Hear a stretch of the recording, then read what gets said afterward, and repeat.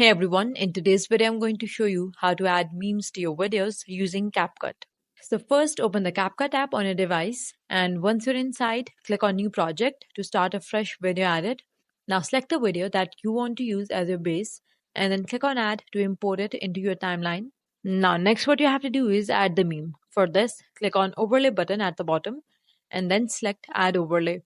Now choose the meme image or video from your gallery. For best result, make sure your meme has a green screen background, which will allow for easy removal.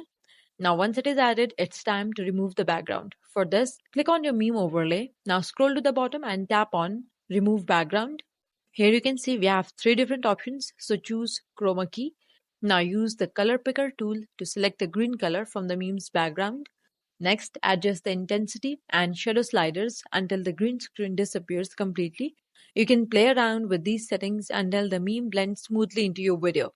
Once the background is removed, drag and resize the meme overlay to place it where you want.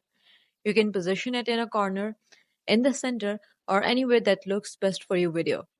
Now to check how it looks, click on the play button to preview the video. If needed, you can adjust the chroma key settings or reposition the meme for better alignment.